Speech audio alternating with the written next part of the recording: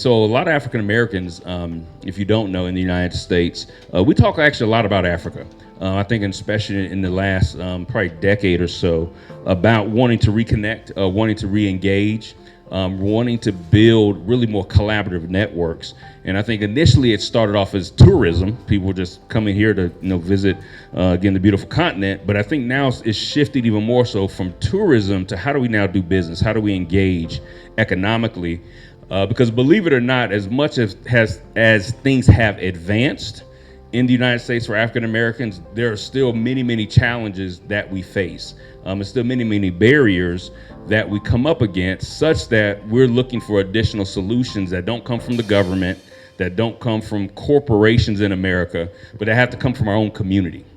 Right, and we have to generate the ideas and solutions from our own community for our community. You talk about democracy, right? So it's not just on the legal side and laws, it also is economically for us, by us, to benefit us. And that's not just for us, just in the United States. We believe it's across the entire diaspora. And so I'm not the only one, fortunately, that's thinking more strategically and more globally about how do we build these bridges and build these connections. And so I'll talk a little bit about what's happening in business in the United States, and how do we again build those bridges. As Jordan mentioned just in the introduction previously, I did work for the Russell Innovation Center for Entrepreneurs. And if you don't know about the Russell Center, this really connects to how do we have to do for us and by us. It is the largest center in the country dedicated specifically to developing, growing, and scaling Black entrepreneurs. And what's important about that is the organization was really birthed from a gentleman named Herman J. Russell, probably one of the most prolific and important entrepreneurs, not only in Atlanta, but probably in the United States. He has a 70-plus-year-old construction company that is still going today. Now it's multi-generational. He passed away in 2014, but then his children have taken over the business, and now even their children are entrepreneurs. And so very powerful legacy. This is a gentleman who had a swimming pool in his house in the 50s. This is a Black man in America, where Dr. Martin Luther King used to come to his house. Other civil rights leaders used to literally come to his house, swim in his pool, and figure out how they were going to change the world. So that's how significant this gentleman was. He financed the civil rights movement.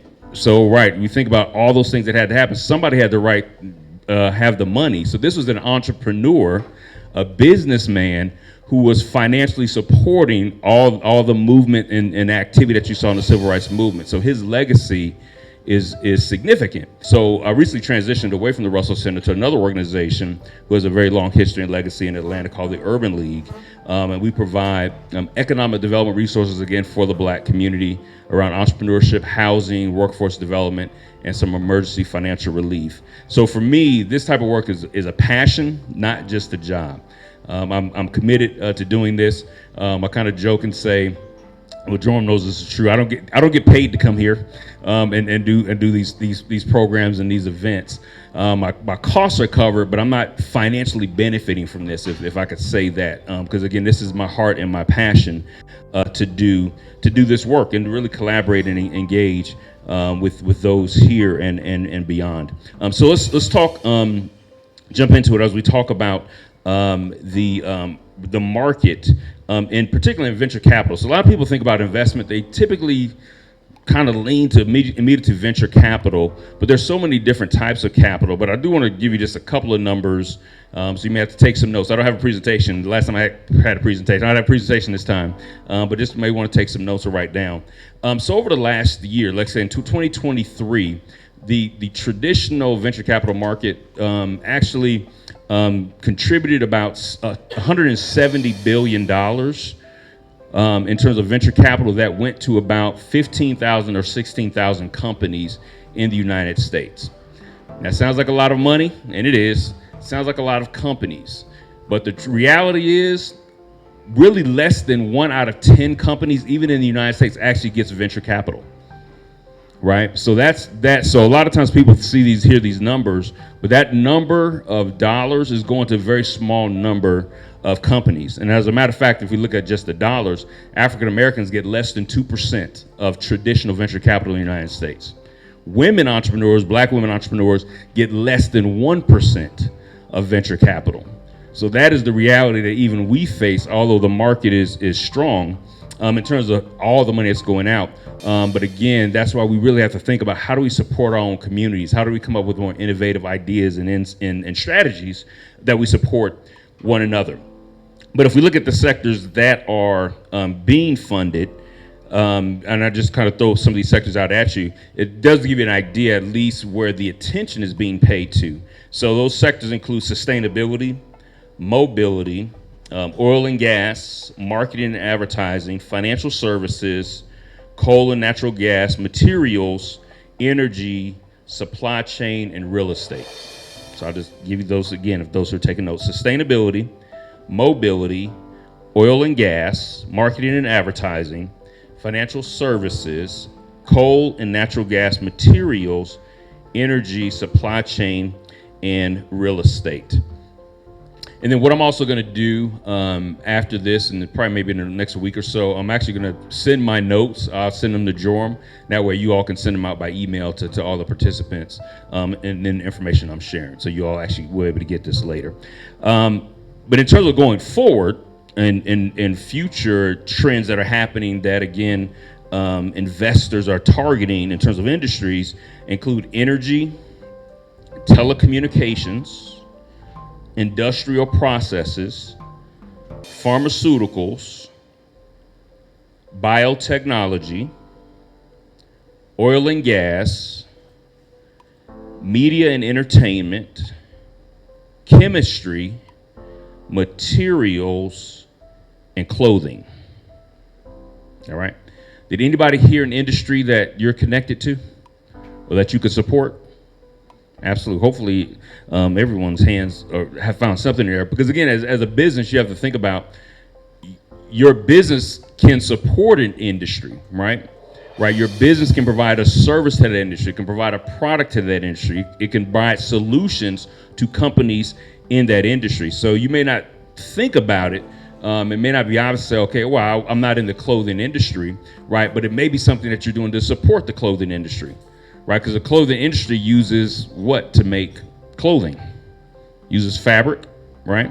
But also uses machines, right? Uses technology, right? So again, as you think about your business, it may be something that actually supports one of these industries, not necessarily you may not be in that industry itself. All right, so here's some tips and pointers as you think about collaborating with potential investors.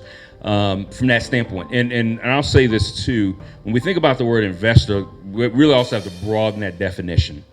Because the typical venture capitalist in the United States, a typical venture capital firm, they're looking for businesses that really can be $1 billion business, right? And I said this, shared this yesterday when I was at the Innovation Hub. Investors typically are not looking to help your business, right? That's the harsh reality. They're not looking to help you in your business. They're looking to help themselves with your business. Does that make sense? They want your business to put money in their pockets, right? That's really a basic investor mindset, right? But it's a win-win again, and that's why, if they can find the next $1 billion business, that's why they're looking at the business models, the financials, the potential customers, the industries, because they're trying to maximize their investment and really as quickly as possible.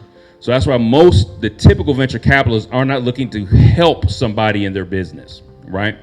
And so we also have to kind of shift and understand what are investors looking for. So that's why, but we also have to change, I think, the category of the type of investor that we're looking for. Because another type of investor, anybody ever heard the term angel investor? Right? So angel investors have a different criteria. They have a different focus. They have a different strategy than a typical venture capitalist, because angel investors typically will invest less amount of money, but also their criteria is usually a lot less. They're not looking for the next $1 billion business, right? Oftentimes, though, angel investors also are social entrepreneurs. So oftentimes they are looking for organizations and companies that are making social impact, community impact, local impact from that standpoint. And sometimes, many times, angel investors don't promote themselves, right? They're not part of these big organizations like typical venture capitalists are, right? But oftentimes they're individuals like myself or yourself, even potentially, right, who are just looking to make an impact, make some money off the deal, but the money isn't necessarily their primary focus, right? And then there's other categories. And so as we start thinking about the word investor, we need to really even broaden our understanding, our perspective, as well as those who actually could be angel investors. Excuse me. So as Jordan mentioned earlier, we were talking about, money is relative, right? Because $1,000 or $5,000, even $10,000 in the United States, many companies will look at that and be appreciative. But in the United States, because things are so much more costly, $10,000 doesn't really actually go that far, right? And if you're an investor, if I'm an investor in the United States, let's say I have $10,000 to invest in your business, people will be like, yes, thank you, but they're not really that excited about it, right? Because there's not a whole lot that you can do with $10,000. But anybody here would like $10,000? Would that be helpful to your business here? Absolutely, right. I don't have it to give. Let me just go ahead and say that.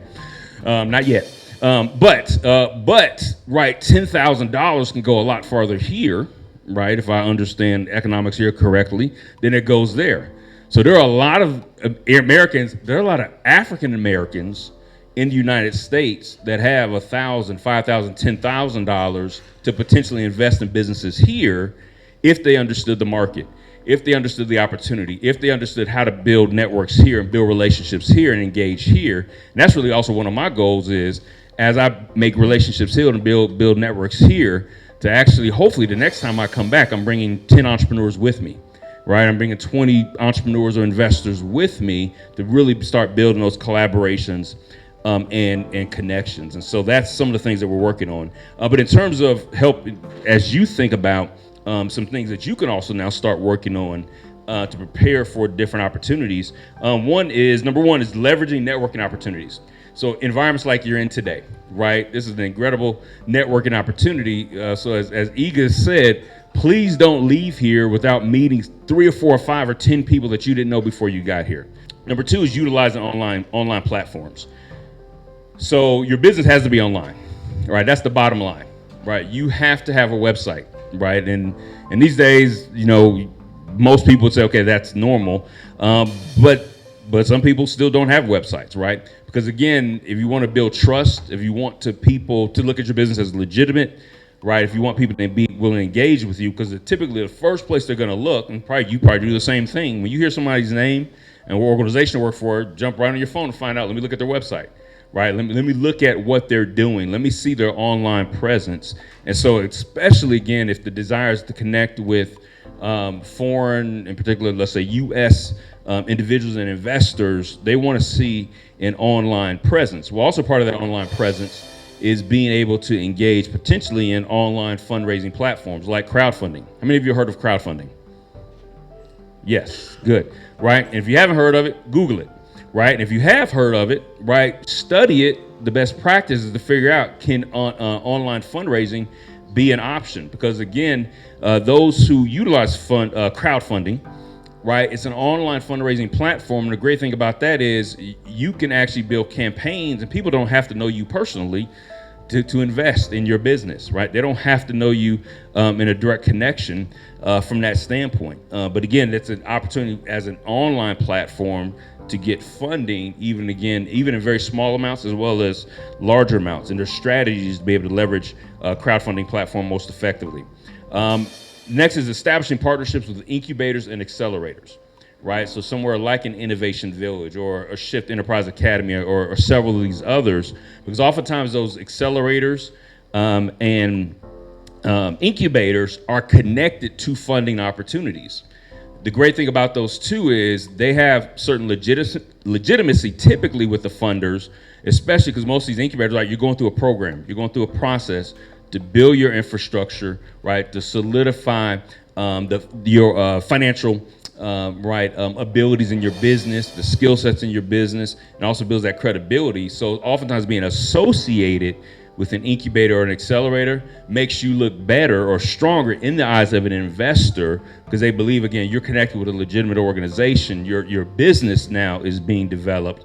So oftentimes investors will look at that as a positive criteria, right, to invest in your business. And so definitely you want to consider joining one of these organizations in the ecosystem. And there could even be other, because sometimes incubators are online, right? So there could be either other incubators that could be, let's say, continent-wide, right? Or global even from that standpoint, again, that you can associate your business with. We already talked about building a strong online presence. That's with your website, but also with social media.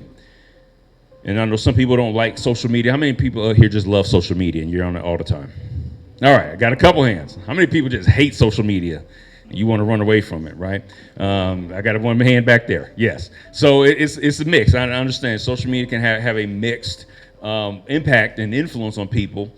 However, social media is it's a required thing right now. So maybe the one thing you could do is hire a marketing company, right, to be your social media presence, right? So whether you do it yourself or you have somebody else do it, but don't have your niece or your nephew do it, right? They're in high school. Just because they like technology doesn't mean they're good at social media, right? Just because they post all the time doesn't mean they should be running your social media strategy. Okay, that was free. Y'all can just have that one, right? But again, social media is still critical, still important for your business because, again, it allows people who don't know you, who are not physically here or near you, right, to get a better understanding of what you're doing and how you have the ability to engage. Another one is pitch competitions. So participating in pitch competitions. Those of you who do not like standing in front of people have a 1 point of tip for you. Get over it. Because at the end of the day, you will have to stand in front of people and talk about your business. That is the only way that they're going to know about your business. Because here's the thing about investors. They're not necessarily just investing in the business, they're actually invested in you as the founder, as the entrepreneur, right, as the innovator.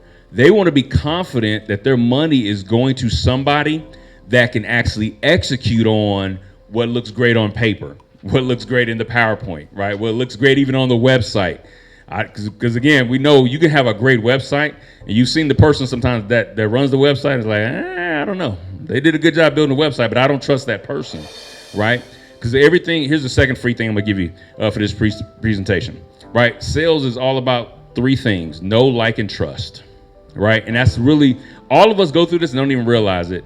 We have to get to know somebody or product first, right? We have to like it. And before we'll spend our money, we have to trust that we're going to get value from what we're spending our money on. So this works for something that very small, and it may happen in 30 seconds in your mind. Know, like, trust. Okay, I can purchase something that's inexpensive. Know, like, and trust. If it's a large investment, happens over a period of time. And with an investor, they got to get to know you, know your business. They got to like you, like your business. They got to trust you and trust your business. And it's hard to trust somebody if they're not willing to stand up and talk about what they do confidently, accurately, and boldly. Does that make sense? Okay, good. All right, so let's keep going. Just got a couple of minutes left. Next is developing strategic partnerships. Develop strategic partnerships. You correct me if I'm wrong. Is there an African saying that says it takes a village to raise a child? Okay, right. So we say that in the United States too. We knew it came from here. Right, we give y'all credit, but here's what I would also say: it takes a village to raise a business. Right, no business, I don't care, and even if you look at billion-dollar businesses today, they started small. Every business started small, right? And it typically started with a network of partners, some investors, but co-founders. And my last point here. Again, I've already kind of talked about this, but again, just to reinforce this, again, you got to be willing to engage in digital marketing and outreach. So one thing is you think about a website is for people to come to you, right? So you build a great website, but you may have heard the term, you build it, they will come. That's not true. If you build it, it's great that you built it, but that doesn't necessarily mean that people are going to come to your website. That's the benefit or purpose, right, of social media and other outreach, is that now it actually extends you to others. Right, and so just like you have to be willing to communicate, standing up in front of a group of people in a room of 5 people, whatever it is, you also have to be willing to engage, to market, right, to build your external outreach from that standpoint. Again, especially again if the goal or a desire is to build relationships and partnerships across the ocean to the United States with investors or potential partners over there. So again, as I wrap up and close, it's my privilege to be here. Hopefully there's something that you benefited from this and got out of this.